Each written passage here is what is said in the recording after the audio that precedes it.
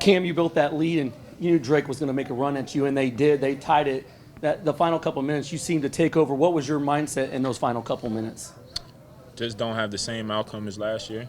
Show everybody that we're a different team, we're stronger, even though adversity hit towards the end. And you know with Drake, they're a team where they're down 20 with 5 minutes to go. They're gonna give it their all to come back. And we knew coming in, we had a 4-point lead in the first half, and we knew, I think we ended the first half in like an 8-point lead. We just knew they were going to come with blows, and it was going to be a 40-minute game.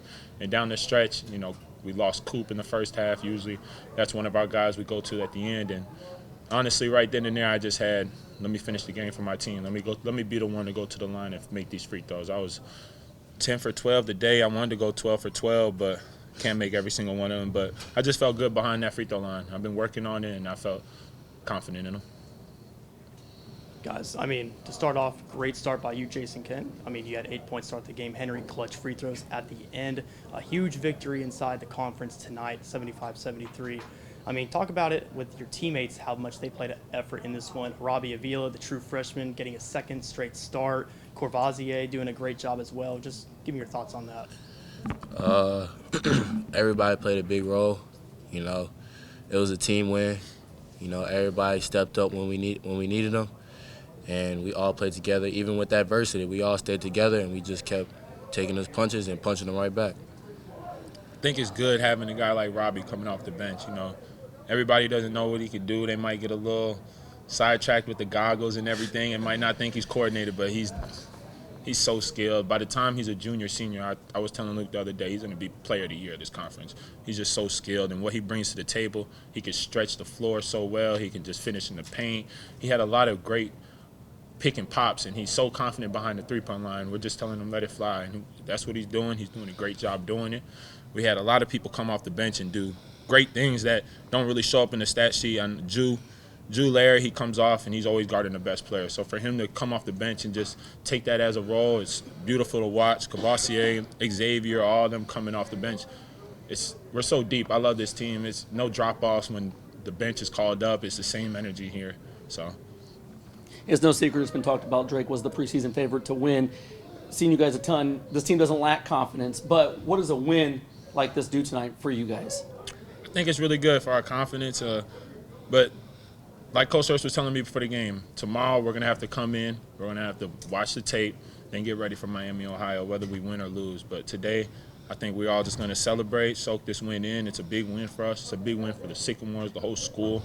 Just looking back at it, I think we were 1-9 against Drake for the last 10 for us coming through, but it was a really good win, and I know we're going to celebrate it tonight, but tomorrow we got to get back in there and just get ready for the next day. Guys, talk about what you did to DeVries and how you kind of had him on his heels, and he missed some key shots and didn't get a lot of the looks he usually gets.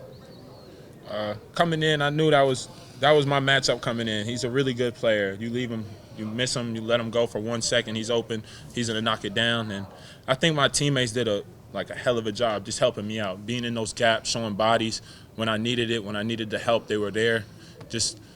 It wasn't just me guarding them. It takes a team effort to guard a player like that, and I think they just had my back the whole game. I got one over here.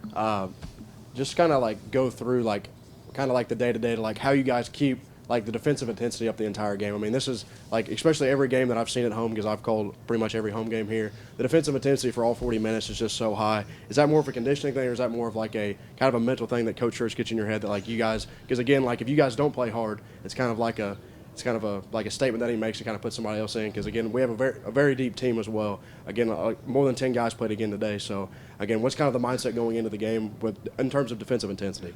Well, Coach is always on us. Offense he's not worried about. It's defense. Defense wins games, and we got to play on the defensive end. If we don't, we can mess up here and there, and they can jump to a lead.